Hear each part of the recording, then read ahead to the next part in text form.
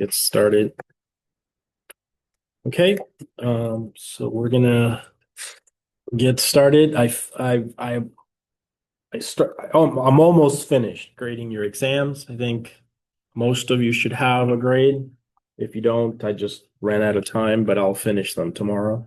Just have a few that, um, but I'm almost done. So you can check out your grade by tomorrow. Also, the other thing we're going to talk about before we get started is the second homework assignment. So you guys are section number 2, so that's posted now. So let's read through it. Okay. So we can go to the table of contents.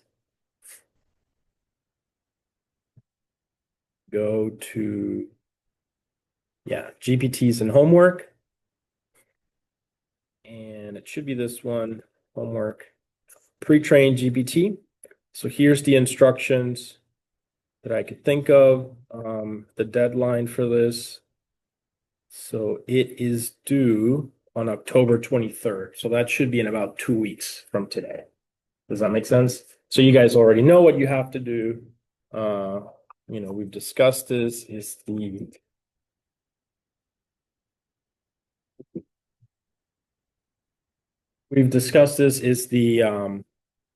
pre-training a GPT, right? So you have to pre-train your GPT and you have the code. You should use the HuckFin code that I provided.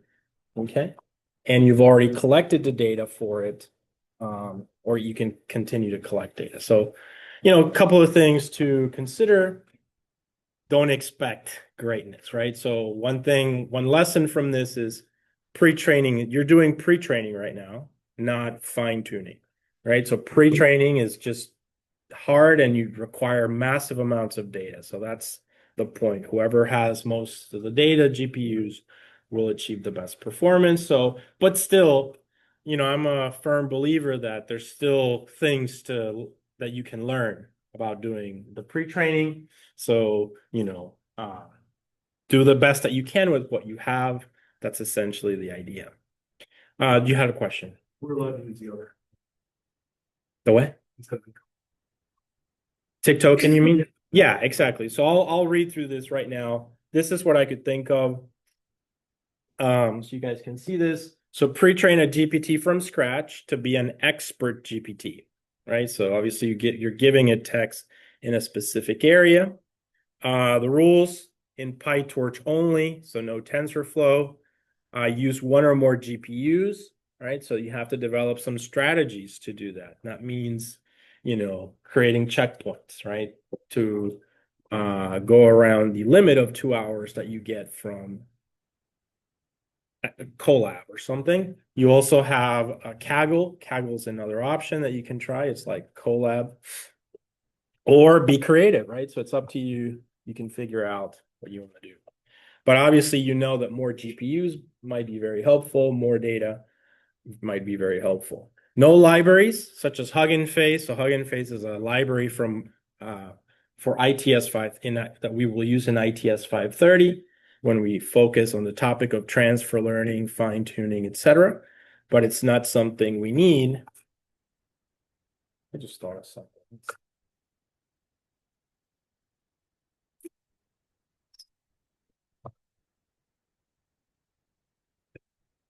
It's so annoying.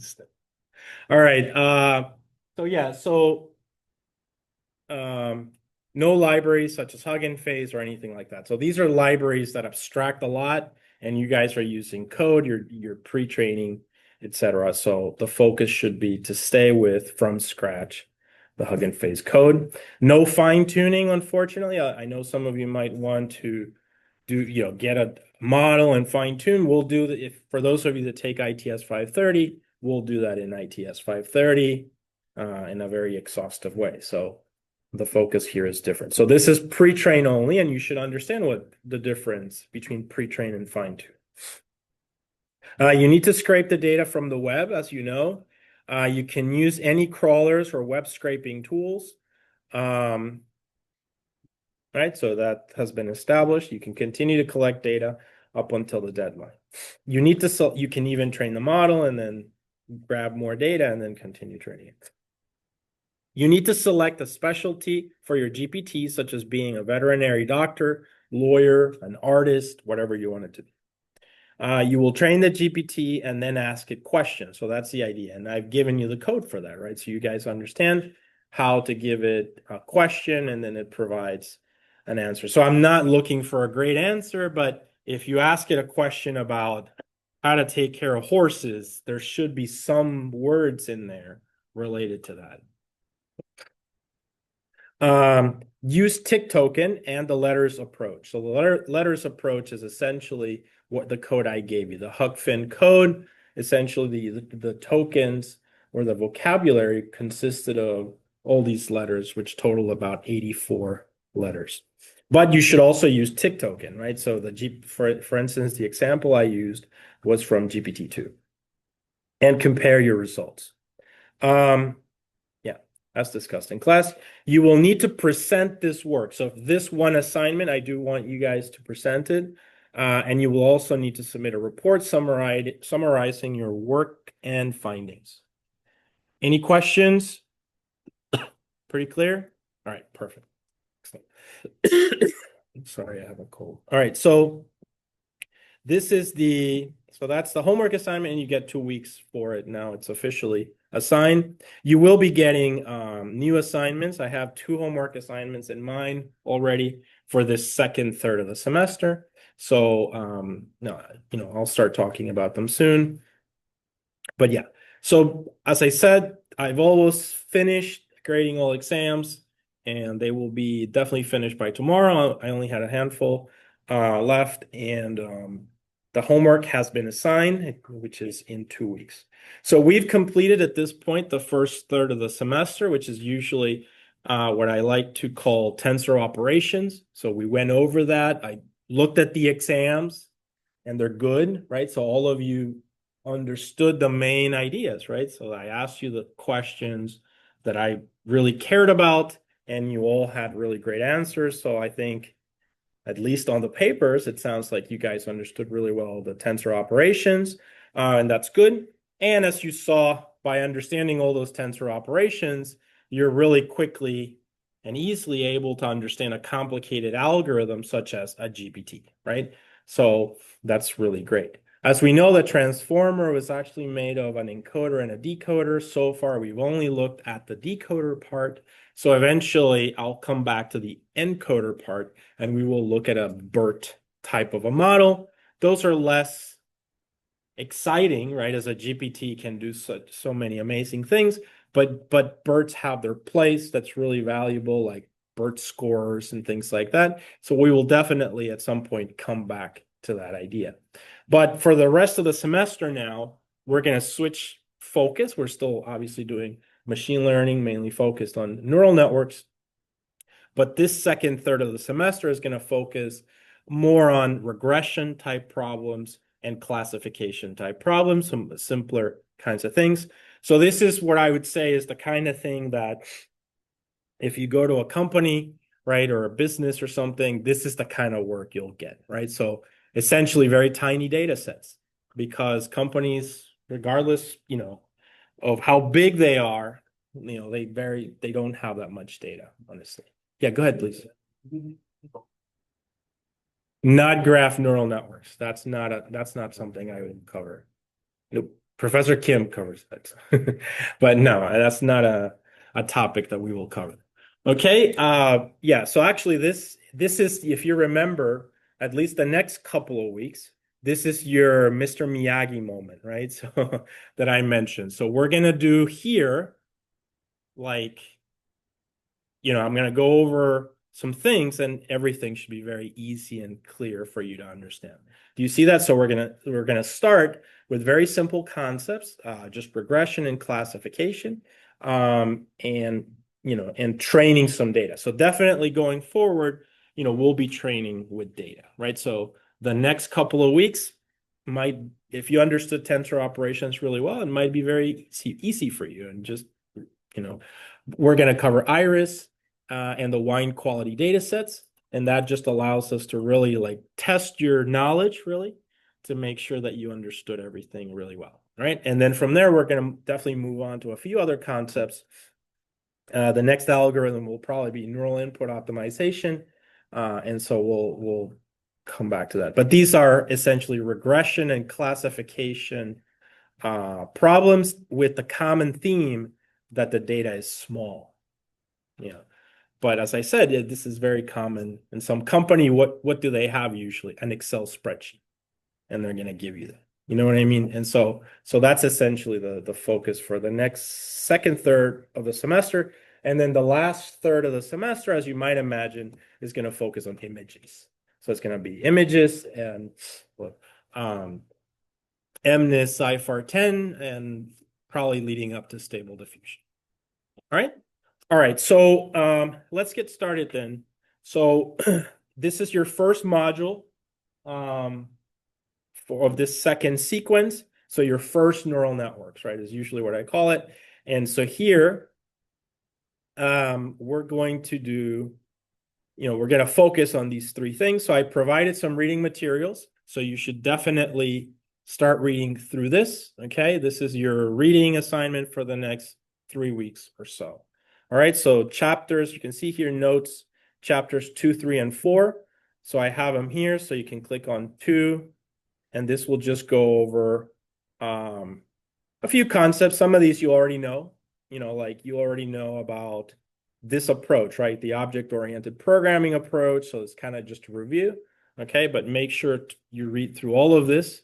Chapters 2, chapter 3, which is about data pre-processing and loading data and a few ideas, features. So read through that.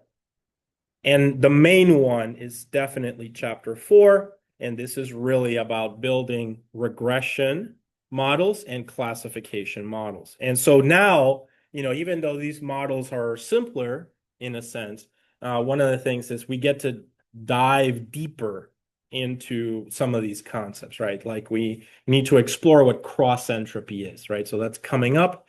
MSE, cross entropy, the two loss functions for learning. So we need to focus on those. But I will start today and next week just on building some neural networks for regression and classification. And the nice thing about the wine quality data set is that I actually can use it for both regression and classification. So what's nice about that is that you will see the subtle differences that it's the same data set, right? And we just have to change the data set a little bit, and we have to change the neural network a little bit, and you'll be able to see this shift between regression and classification very easily. Okay. All right. So that's the idea. So all of this, by the way, is in here in this document, in this blog post. So make sure that you read through it. Okay. So this is your reading assignment. Yeah, and then it goes into all the details, but I will cover this in class. You can see here cross entropy and all these things. And the wine quality is a pretty important topic in this one. Okay, so make sure. So this shouldn't take that long. It'll take about 2 weeks, but I like here to make a pause essentially and see that you guys grasp this really well. There may be, so one of the homeworks will be related to this. Will be a regression and classification homework that I'll give you. It should be a very straightforward, easy data. Okay, I'll give you some data sets. That's it. Okay, so read through this until the end. So it's, as you can see, it's a bit lengthy. And then so this is done with that. And then we can go back to the repo. I also have a version of this in PDF format. It should be the same as the blog. These things get updated at different points in time. So one might be a little, have more content than the other. But they should be essentially the same thing. All right, as far as the code, we're going to click on this link. And this is the code that we're going to be covering. So as you can see, this for the next 2-3 weeks, these scripts are the main focus. I have 2 data sets in here. The iris CSV, we'll start with this one today. Super simple classification. We'll go over this one. Then I have the wine quality data set. As I said, I will use this data set for both regression and classification. I have the Jupyter notebooks here. So this is for iris, this is classification wine, and this is regression wine.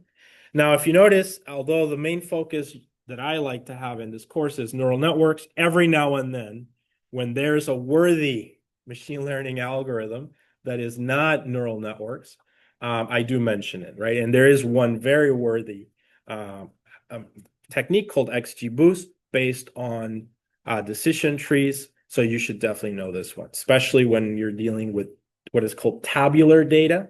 And tabular data is this regression classification type data where it's samples and columns and things like that. I like an Excel spreadsheet. That's called tabular.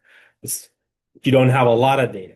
So I have had so many experiences where I'm working on something, for some group or company, and so many weeks of neural networks for that Excel spreadsheet data, and we're getting like 75% accuracy, and then we throw XGBoost at it and 85.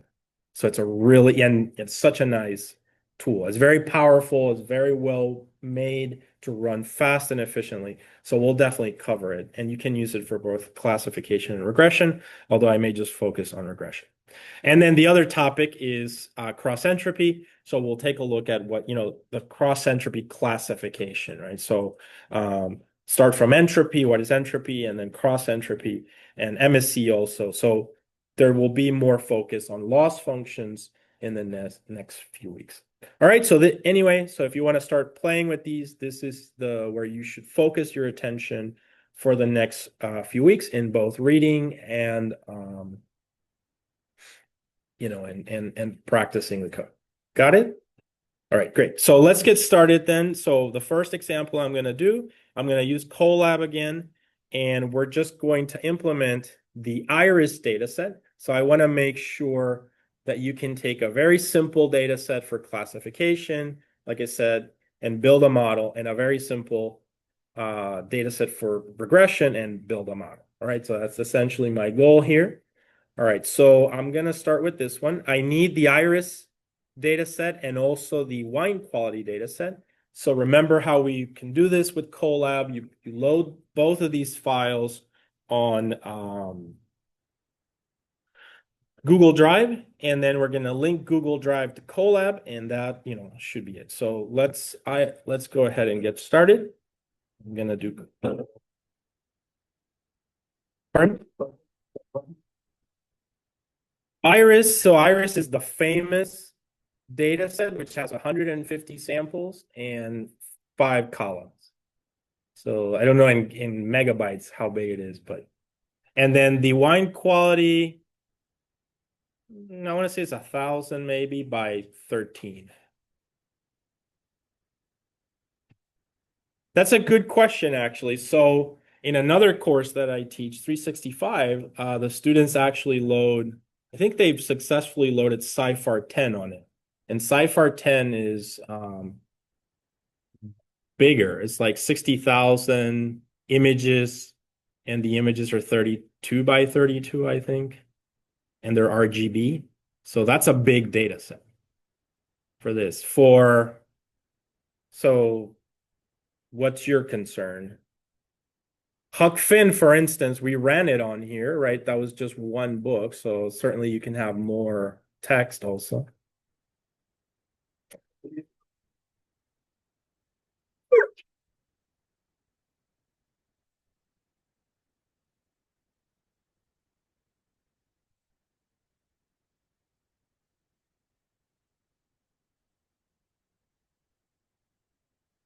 Well, I mean, not any, right? I don't know about any gigabytes, but it supports a good amount, at least for this course. It should support all the data that we use. How about that? Okay. All right. Certainly this second, third, as I said, one of the things I said is most of the data is tiny. Okay. But this is a very common idea. Got it? All right. So let's mount the Google Drive. So we're going to mount the drive here. And I already downloaded the files from my GitHub and I put them here. So you may need to do that if you want to follow along. So I will copy them. So for today, I need the iris data set.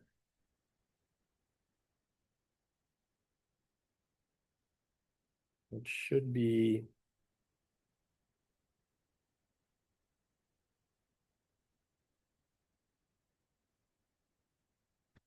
Yeah.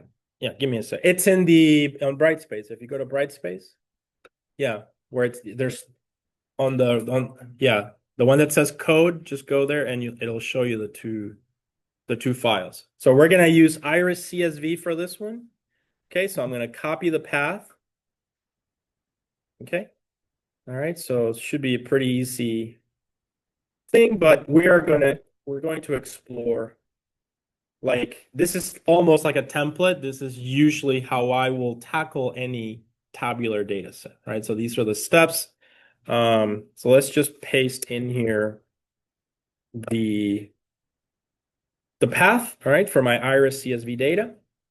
Okay, so let's get started then. So here is the Jupyter Notebook for your reference. You can just use this one, and I will cover.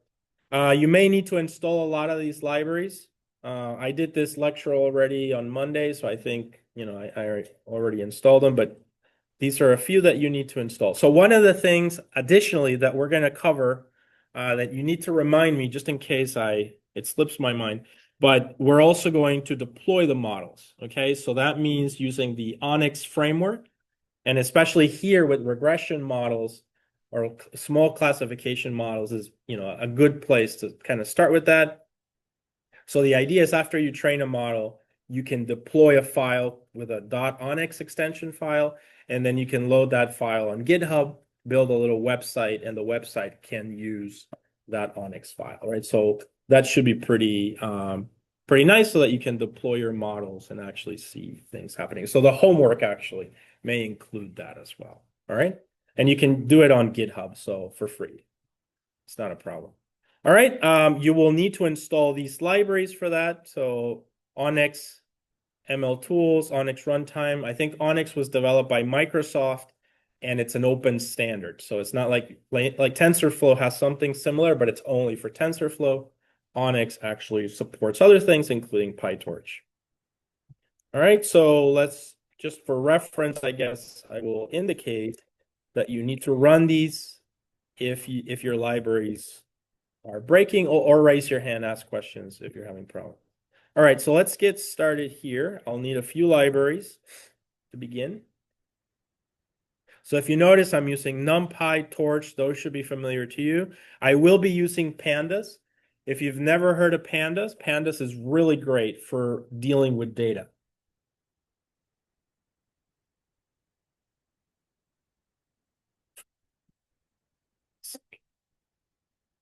Oh, while it's doing that.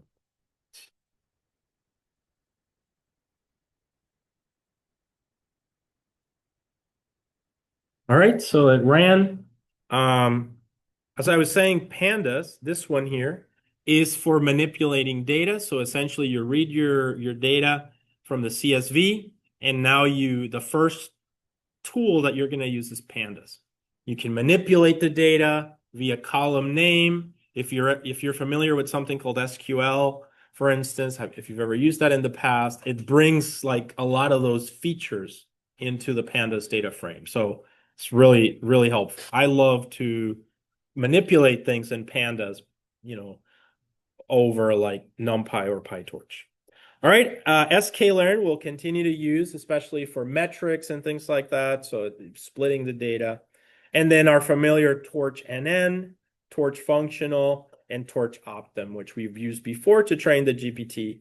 These are the tools that we will be using for training our individual models. Okay. So here I'm going to bring in some more libraries. In this case, matplotlib for plotting. So we're going to be plotting a little bit.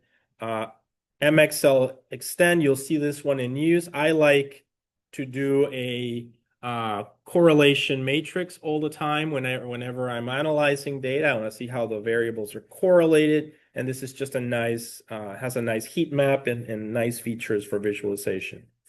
Train test split, and then tensor dataset and data loader. So it has to become your friend, right? This is taking advantage of data loaders is really important. And usually throughout the whole semester, I'm always using data loaders. We've used them already with GPTs, and now we're going to use them here as well. So as long as we're consistent with how we're creating our data, we can load things easily into a data loader, and you'll see all the advantages. Okay. XGBoost, I'm going to bring it in, although I'm not going to use it today, but let's see. Yeah, we have it at least, I have it installed, and we'll use this one in the context of the wine quality data set when we get to it. Here's another thing we're going to have to start learning about, which is these metrics. So if you start reading the notes, you will see a lot of material explaining what precision, recall, accuracy, and the F1 measure are. These are usually the metrics for classification. So we'll be spending a little bit of time on that. And then there's going to be metrics for regression, like the R-square, for instance. So these are essentially your go-to for this kind of tabular problem, tabular data set problem. Okay. And here I'm using them from sklearn. sklearn provides a nice set of metrics. Okay.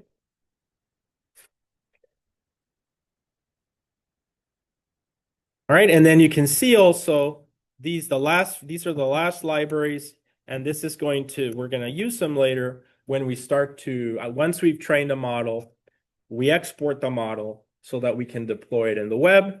And so these are the Onyx tools. And this one, I guess, these are not installed. So here we are. We have an example of how to install, right? So it's just going to be pip install, and then it's going to be Onyx runtime.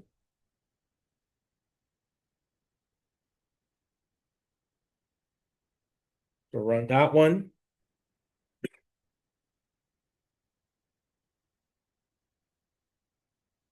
Okay, so that one finished. Then the next one is Onyx ML tools.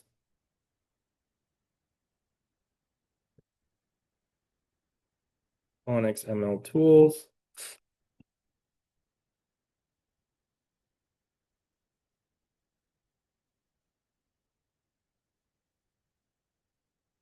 Okay, and the last one should be SKL2 Onyx.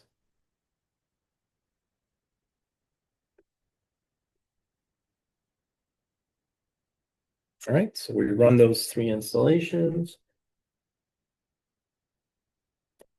All right, so I think that should be it. I'll comment that out. All right, now I'm going to run these library. And there you go. So we get a green check. So basically we are ready. We have all of our libraries, so we can start processing things. Okay. So now we're going to need a few parameters. All of these should be familiar to you now, and some of them may require a little bit more description, but essentially we can still process data in batches, right? So here my batch is going to be of size 16. If you remember, that's the number of samples, the learning rate. I'm going to keep it at 0.003. And the number of epochs is going to be 4,000, which is the number of times I feed the data, the number of repetitions.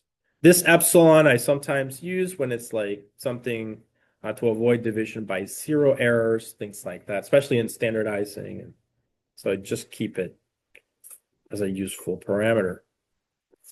All right, so those are the parameters. Now we want to read in the data and start playing with it. So this, we're just going to start visualizing our data.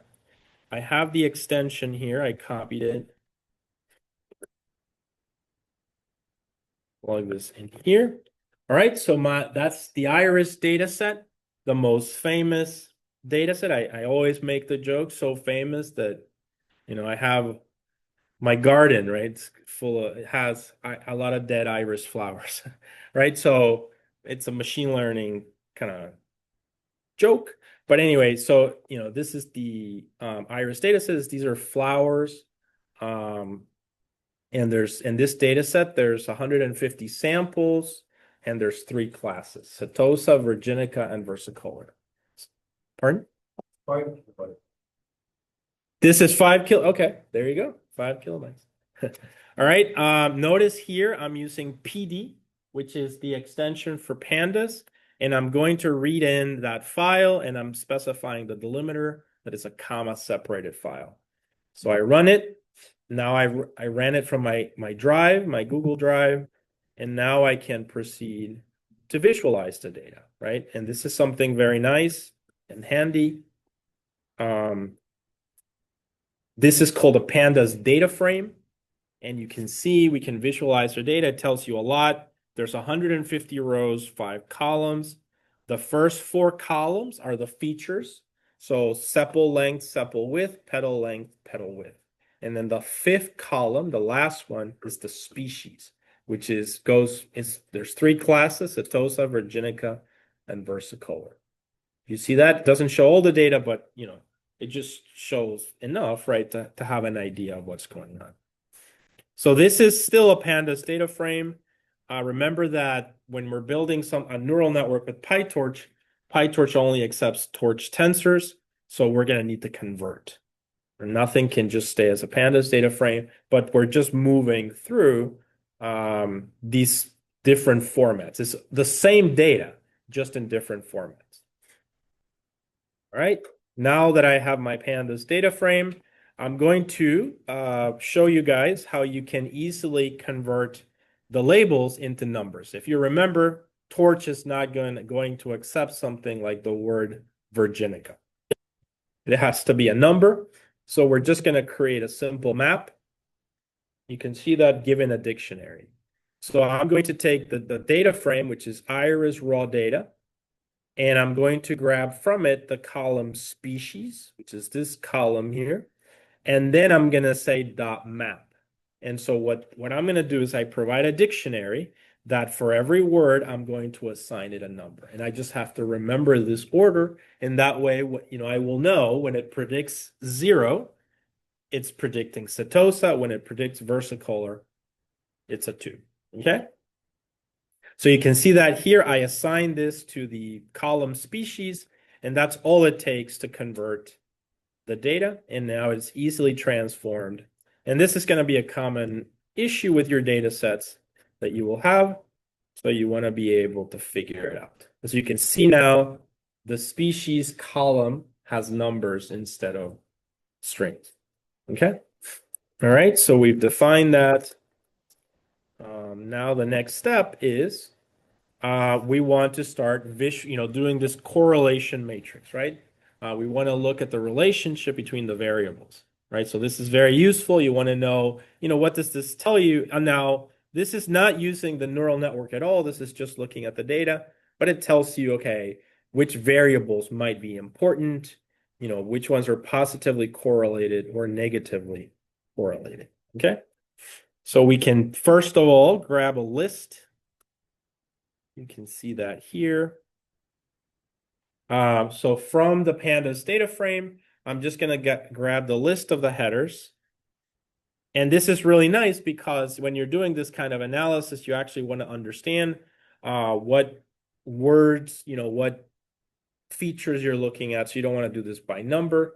So that's why one of the advantages of using the pandas data frame at this stage. So all I have to do is I'm going to use these 3 lines of code.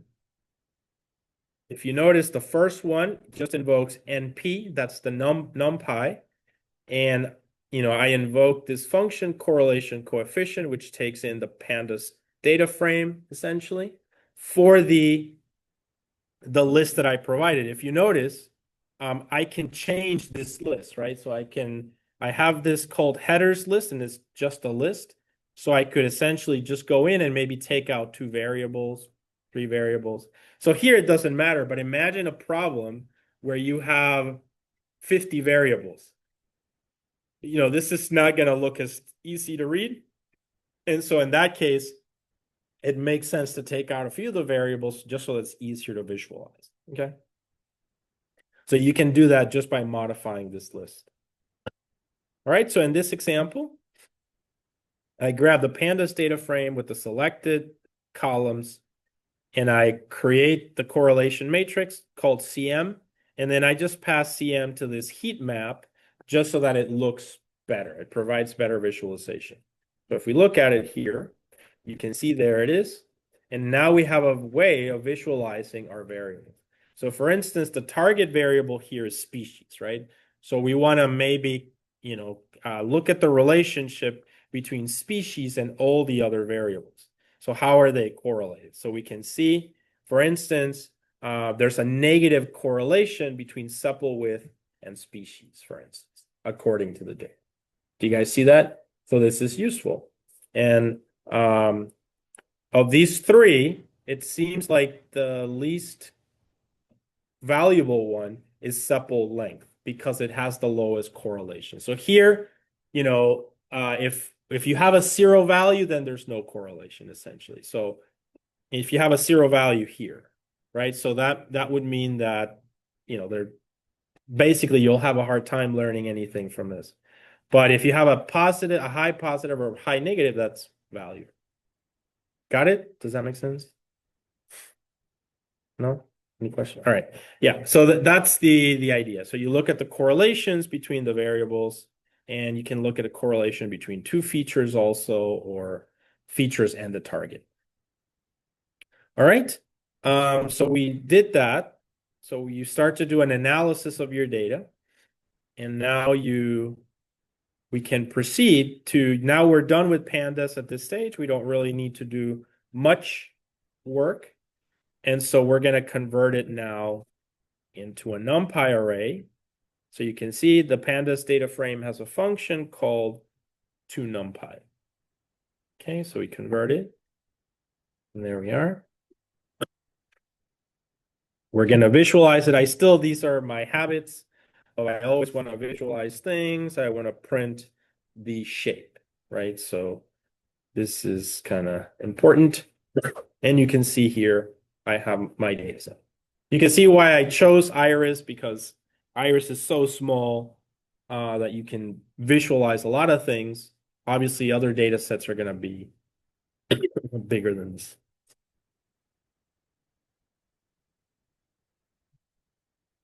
Okay. So now that we've converted the pandas data frame into a NumPy array, we can look at the shapes. So this is always useful. You can see there's 150 samples, 5 columns. We know that the last column is the labels. That's going to be our Y vector, right? So if you remember, we're back to the word problems from the first week, right? So you remember I said you always want to arrive at X and Y.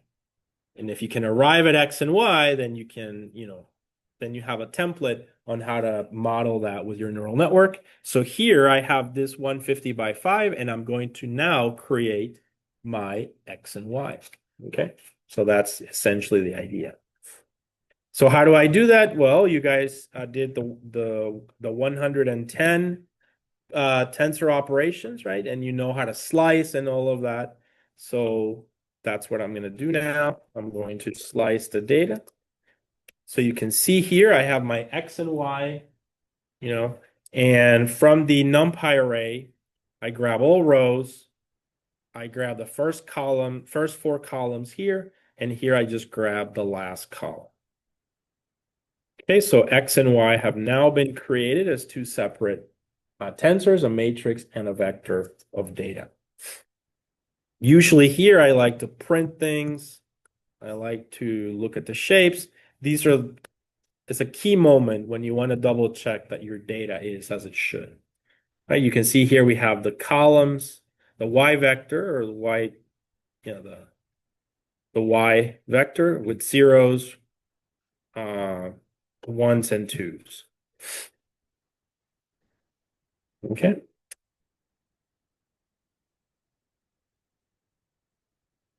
I'm going to convert this. I'm going to typecast it from float to int. And you'll see that the dot is going to go away so that they're just integer. I print y, you can see it's now integer. The labels are essentially just integer.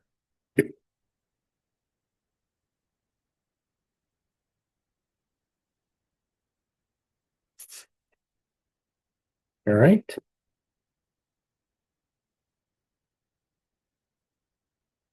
All right, here, this is the thing I like to do a lot. And I think we've talked about this concept before, class imbalance. So even before I start modeling something, I want to know if I have a class imbalance in my data. If I have a class imbalance, that's going to be problematic. When the wine quality data will have a class imbalance, so it'll help us to see those problems and think of ideas on how to deal with them. But it can be, it can add complications to what you're doing. So this is kind of how I do the approach to figure out the balance of my data. First, I create the set of the labels using NP unique. So I know that I have 3 labels, 0, 1, and 2. And then I'm going to just, I can measure the length of it. I already know it's 3, but in some cases, you have more things. So this is 3. And given that, now we can proceed to create a histogram. All right, you can see this is just from matplotlib. I'm using PLT, and I'm creating a histogram of the y data that I have. I ask it to do the bins automatically, and there we are. So this is my histogram for classes 0, 1, and 2. So what do you notice here? The data equal number of each, exactly. So this means this is a balanced data set.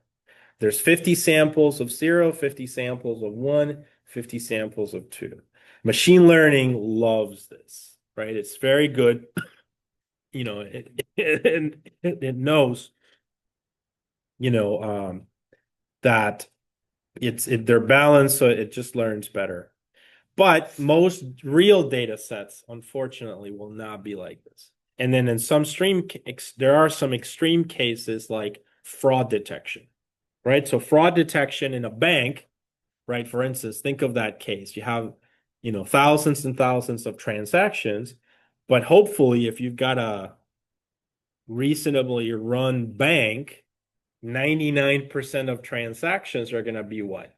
Just normal, okay transactions, and hopefully 1% or less are going to be fraud, right? You really don't want, some other situation.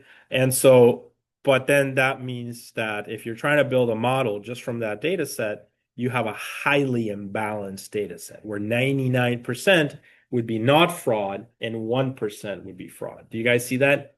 So obviously here machine learning starts to break down and we have to really think of what we're going to do. But you should understand that the ideal case is when the data set is balanced. So how do you go to that without compromising your problem or what you're trying to accomplish? Do you see that? And there's a lot of techniques, but a lot of the time it depends on what you're doing, on what you're trying to do or detect. All right, anyway, for this example, we know it is balanced.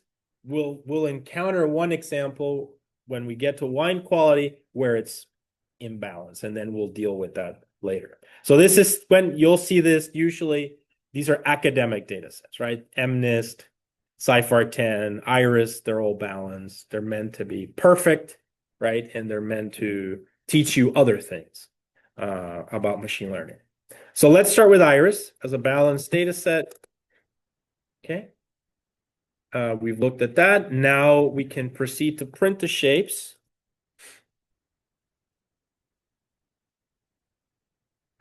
Print the shapes. We know for X is going to be 150, 4, and for Y is going to be 150, 1. Okay. So we're starting to get ready. The next set of steps is to split the data. Remember now, performance going forward, performance, at least in this second third, is key. And we're going to focus on mostly tabular data. So it's going to be classification metrics or regression metrics, but we always need to have a data set for training and a data set for test. Okay.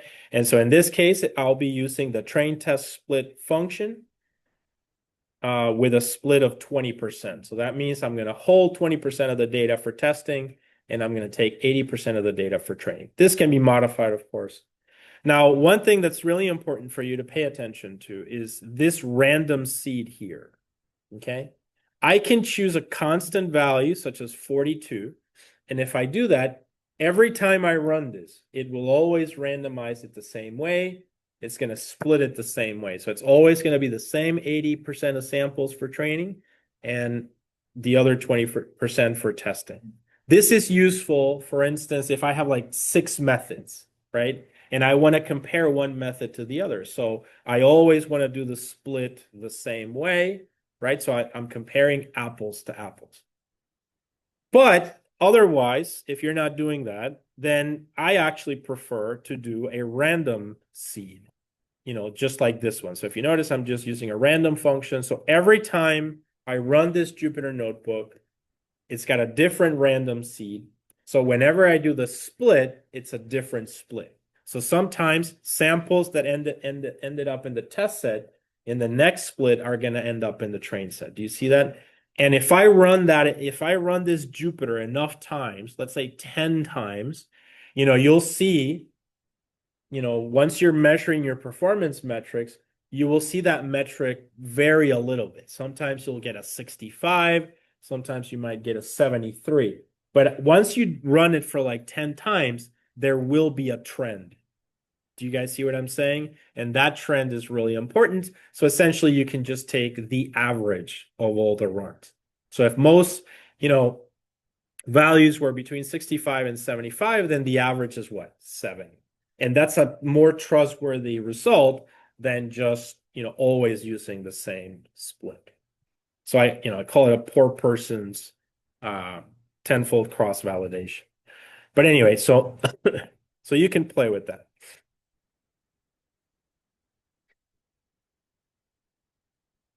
All right, so here I generate the random seed. Yeah, go ahead.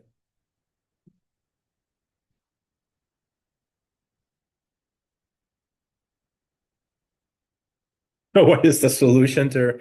Yeah, so not in this lecture, but there are techniques. They're called oversampling and undersampling. There's a tool called SMOTE. It's like a implementation. And that's essentially the approach. So, well, oversampling, I believe, is when you synthetically generate samples for the.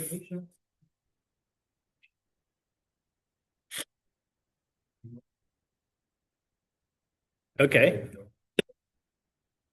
Well, here you're talking about imbalanced data sets, right? So you're talking about data. Let's say we have an example where I have 100 samples of one class and 10,000 samples of the other class. Do you see that? And you want to make it more balanced. So you either drop samples from the majority class, which you can, and I think that's called undersampling. So essentially you just ignore them. So you're bringing this 10,000, you're bringing it down to be closer to this 100. But obviously, what's the problem with that? You're losing valuable data. There's no magic bullet here. I mean, that's one. And then the other one is generating synthetic sample. So what does that mean? I have 10,000 here, right? And I have 100 here. I just learned a distribution of this data. What is the mean and the standard deviation? And with some randomness, I generate synthetic samples. So I'm bringing this one up. Do you see that? But what's the problem with this? The synthetic samples may not be the whole population, right? They're only based on this little chunk that you saw here. And you're using that to generate new ones. Those are the two simplest. There may be many more techniques. Okay. All right. So Anyway, let's keep going. So we generated the random seed. Now let's go ahead and create the train test split. Okay. Notice that we create X train, X test, Y train, Y test in this order. So we're going to use X train and Y train to train the model. And once the model is trained, we're going to evaluate it with X test and Y test. You see that? So we give it X test, it gives us Y pred, we compare Y pred to Y test, and we just measure performance. Okay? Yes, go ahead. Yes, yeah, exactly. So you do not want to do this manually ever. You want to do this line of code and no other line of code. Exactly like this, and then use it. And yes, they're going to be perfectly aligned. Yeah, very good. I mean, that's in the past, if you didn't have these functions, you had to do all of that by hand. And the risk was, what if you made a mistake? They're not aligned anymore. Okay. All right. So, but here we have them. It's guaranteed that they're aligned if you use this approach. So now we want to take a look at the dimensions because, as I said, that's to me is so important. So obviously we have 120 samples for training, 30 samples for testing. That should be enough for this data set. Got it? And I'm using a random seed, so every time I run it, it's a different split, and it gives me a bigger picture of where the scores lie and how it's performing. Notice it's 4-1, right? So this is the prediction, the label, and this is the features, the inputs. All right. So once that's done, a couple of things that you might want to try and you should be aware of. So obviously these things have data types. And so there's this thing called quantization that you should know about, especially when you have really large models, like very large. Quantization allows you to change this to something smaller. So for instance, I could make this a float 32, float 16, float 8. So what do you lose there? You might lose some precision. What do you gain? The model has a smaller footprint, less RAM, less resources. And so if you have a GPT, right, running on an embedded robot or something, this might be an approach. You have to find a balance between a trade-off, right, between the size it takes, it running versus maybe the performance does go down a little bit. But anyway, this is how you do this. Here in this example, I'm going to show you guys how to change the data type from float 64 to float 32. Yeah, go ahead. This is the data type definition for the tensor X test. Yes, the whole tensor. Yes. And all of them are float, or all the X's are float 64. So the Y's are integer. If you remember, I converted them to integer. So they are int 64, which I think is called long, actually. Okay. You don't have to check them. This is me, kind of. This is something you could skip.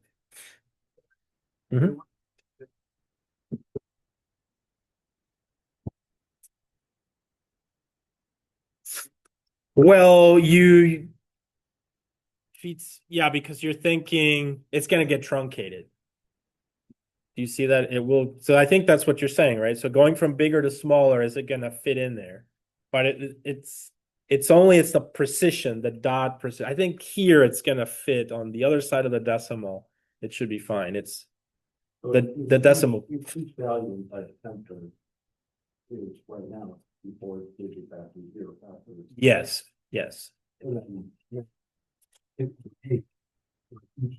To 32, yeah, it's smaller, yeah. It should be smaller, yeah. The precision of it should be smaller, which should be fine for what we're doing. I mean, float 64 is overkill here. Okay, so let's go ahead and convert it. So just in NumPy, we converted, notice, to float 32. And we leave the int 64 as is. as I said, this is not a necessary step. This is just to illustrate that you can do this. It is called quantization, and in some circumstances is extremely important. Okay. So now I'm going to, oh, before I do that, I'm going to just corroborate that it worked. So we want to bring in X test again, and it should say float 32. Float 32. Do you guys see that? So it does say float 32. Now we're done with NumPy. I mean, there's many things that you can do in either Torch or NumPy. So I know NumPy well, so a lot. Yeah, go ahead, please.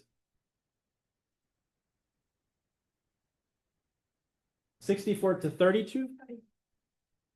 Well, so this idea again that float 64 is bigger, float 32 is smaller. So you're reducing the size of the thing, the model. And these models, so here it doesn't make sense, maybe because it's just iris, but these models can get really big, right? And so if you guys take ITS 530, you'll suffer with this problem, right? Every time you download a model, it is just huge. And so when you're training, it's frustrating because you run out of memory or something, even in the GPU. And so what do you do with that problem? Well, if you're using everything at float 64, that may be the problem, right? So just change it to float 32. Float 32 is good enough, and it's less of a memory footprint. So this is a memory issue, not a model being good or bad issue, especially between float 32 and 64. If you do switch to something like float 8 or things like that, it may affect performance a bit. Any other questions, guys? Does this make sense? Yeah, go ahead.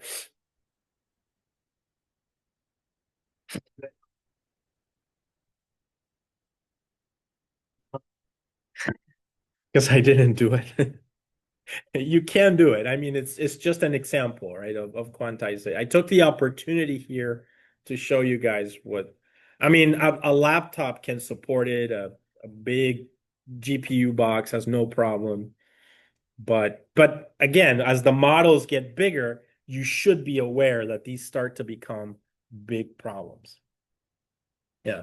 I mean, again, it's not that I'm asking you guys to take my class, but if you do take 530, for instance, yeah, some students get frustrated because they don't want to use GPT-2 because it's not great. They want to use Llama 3.2, and it works great for like a lot of the things that they're doing. And then they do this training, and boom, it breaks because it's so big. So they have to go back to GPT-2 because they want to do their homework assignment.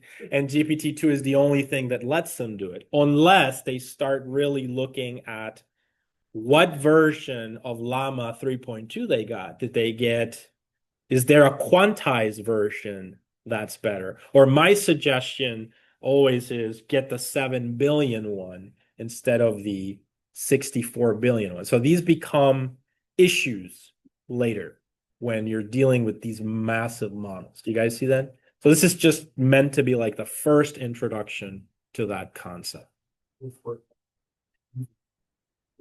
Hmm? Right. Use.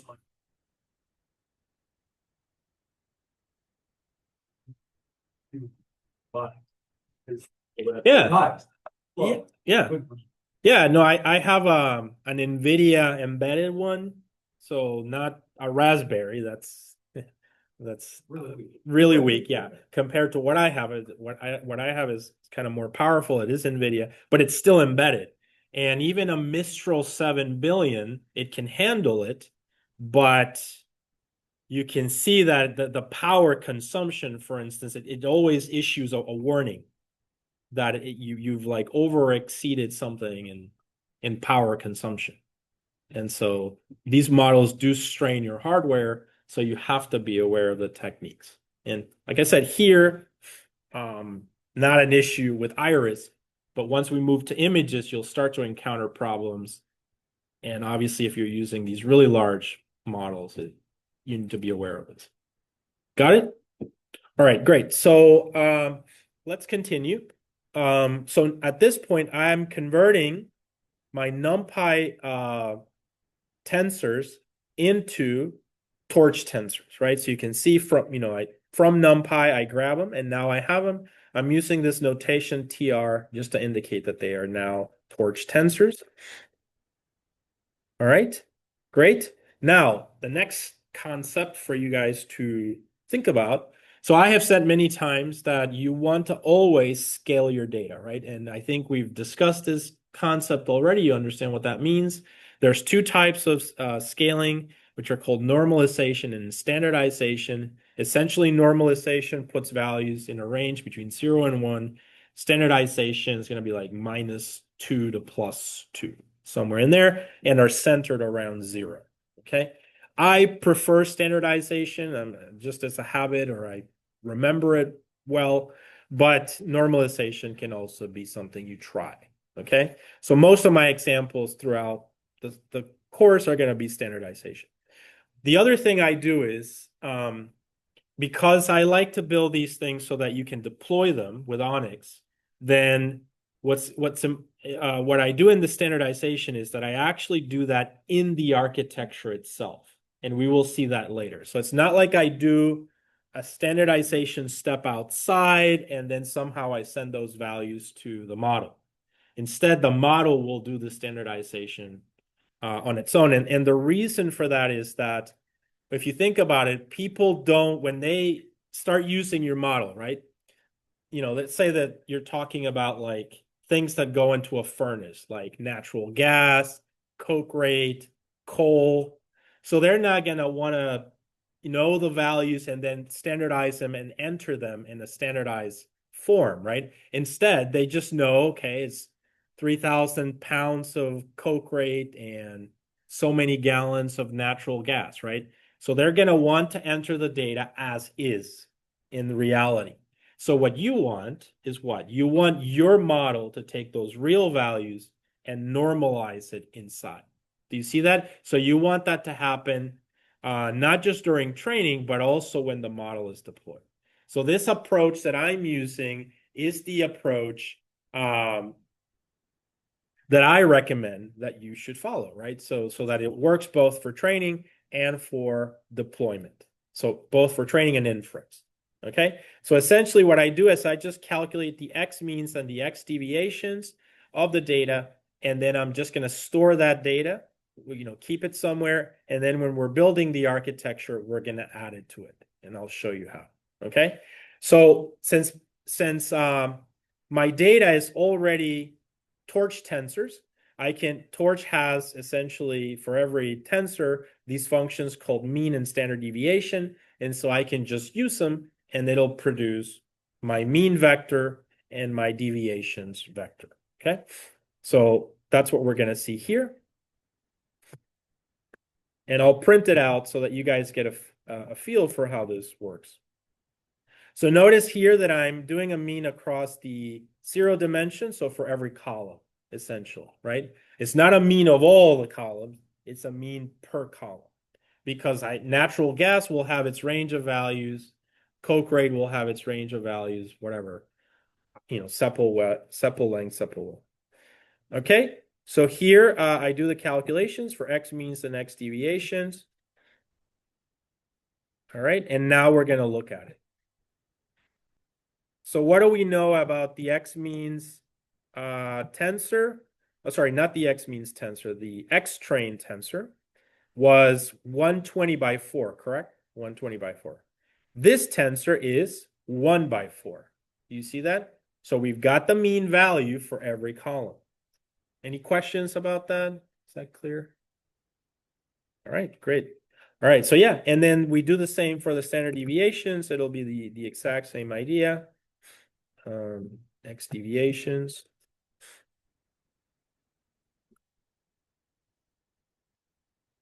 And there you go. It's 1/4. Okay. So we're just going to hold on to this. And then whenever we need to standardize, we use these. When we need to destandardize and bring the values back, we can just use this as well.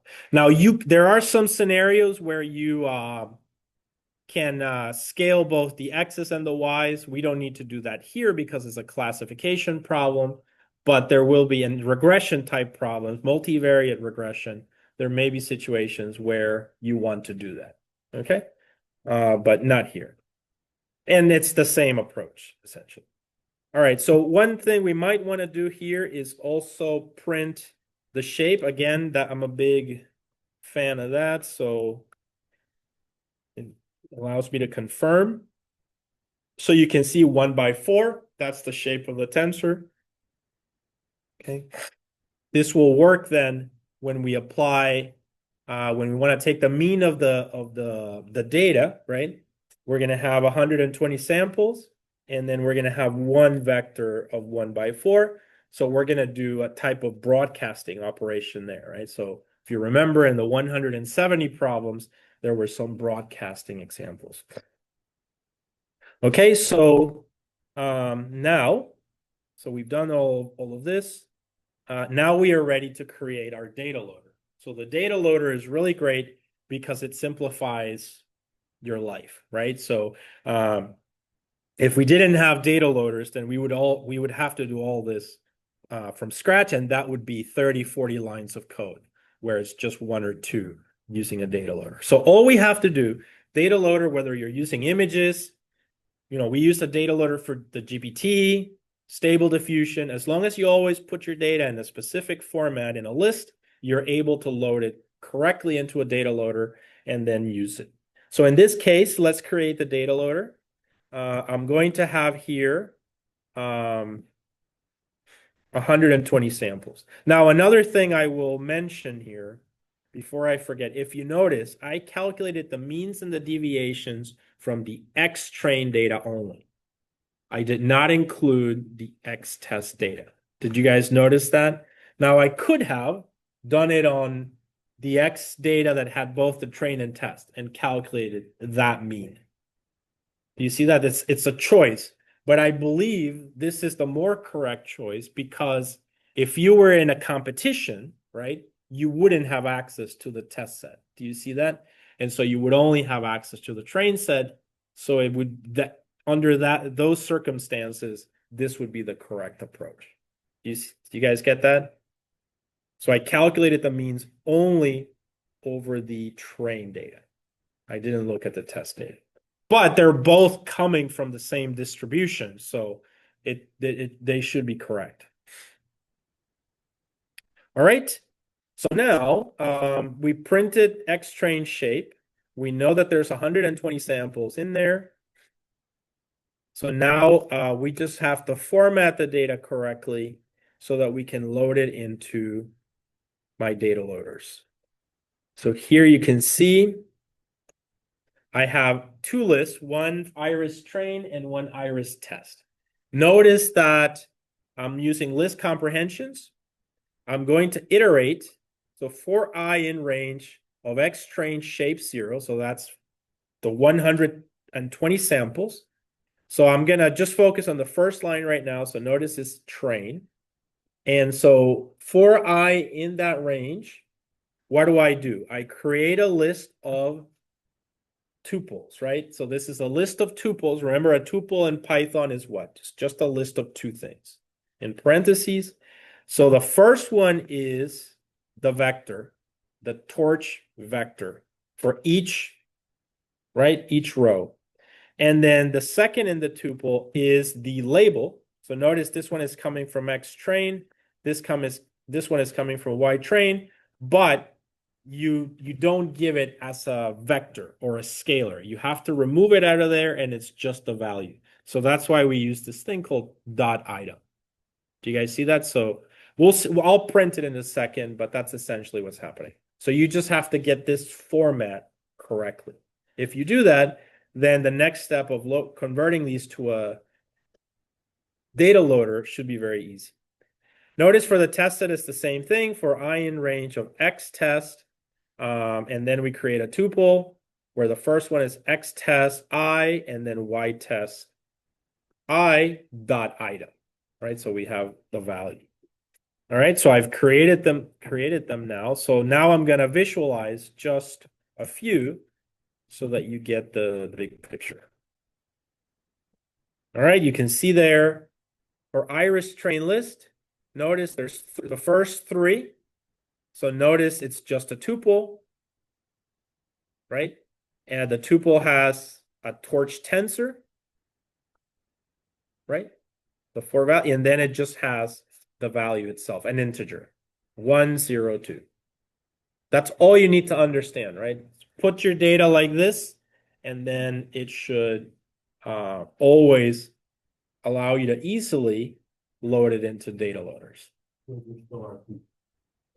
That's right. For every sample, right? For every sample, these are the 4 features and the associated label. 1. Then this is another 4 features and the associated label. 0. Got it?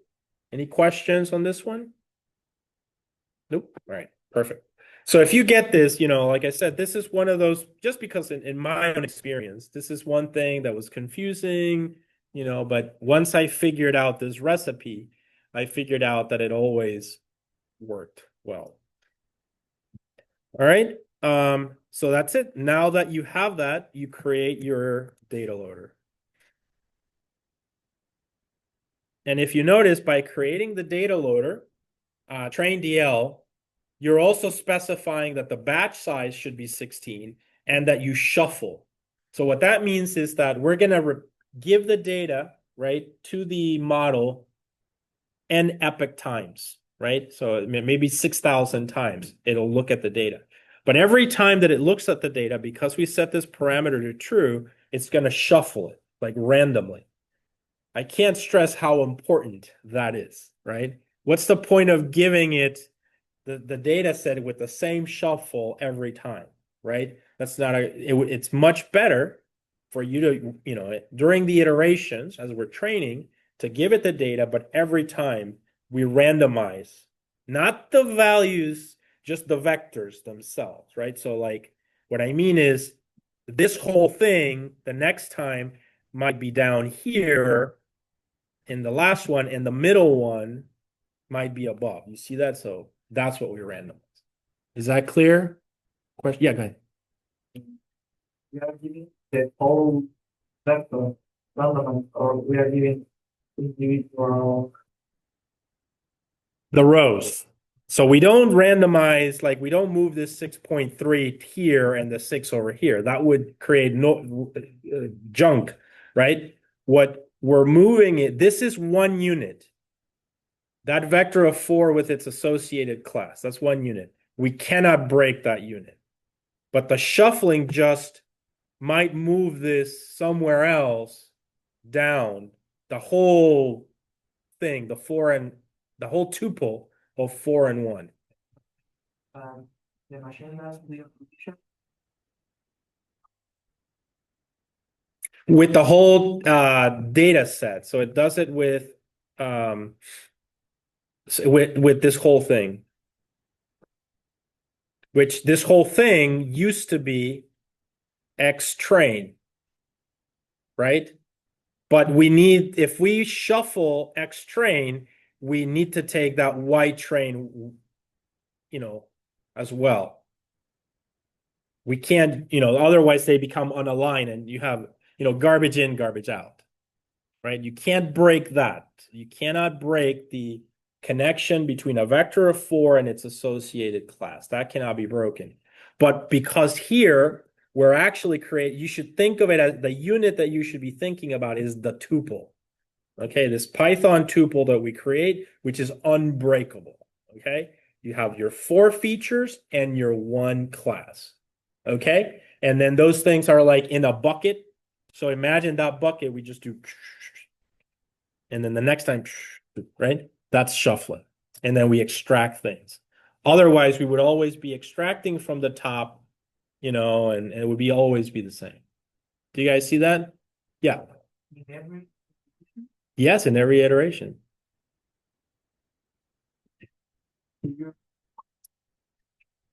Yep, we train it. Yeah, it's like we'll see this later, but this is the model. We're gonna train it, right? So we grab this, shuffle it, grab one, give it to it. It learns, then another one, it learns. We finish that whole run until there's none here. Then the next iteration, all of them are back in. We shuffle it and start the process again. So it always looks, if we have 6,000 epochs, then it will look at that data set 6,000 times. That whole data set. One iteration is just the whole data set. And then the next iteration, the whole data set again. But my point is, if we don't shuffle, then it's always kind of looking at the same thing. So there's a huge advantage in shuffle.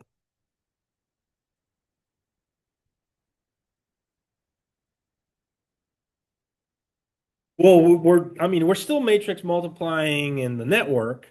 This is just outside of the network. It's just the technique of giving it the data in batches. That's what this is about. The data loader is about giving the data. Do you see that? Yeah. All right. So we have here then the data loader is already created. The batch size, also, we don't give it one at a time, right? We give it 16 at a time, right? And we shuffle the data. So that's train DL. And I'll just get to the end here, and then we can take a 10-minute break. So if we want to look at X test here, it's got 30 samples. I'm going to repeat the same process, right? So there's 30 samples in the test set. I'm going to create my data loader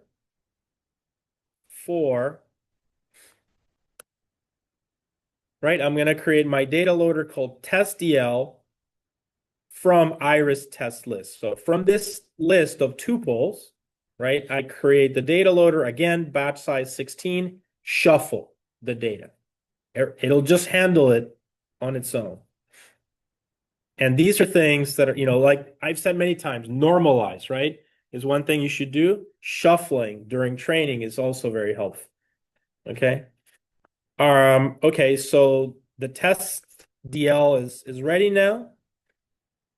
And just kind of to show here, I'm going to actually run the object, and you can see it's a Torch data loader. So we've created this object that's holding our data sets, and we'll be able to use it later. So you might think of it this way: a lot of strange ideas happening here to make your life a lot easier later, right? So it pays off later. All right, so this it's 7:54. This is a good stopping point. We're basically done with processing the data. Our data is ready. And now that in the second half of today, we're going to start looking at the neural networks, right? How do we incorporate the X means and the X deviations here, and essentially how to build a model and train it, right? So let's pause here at this point. I'll stop the recording.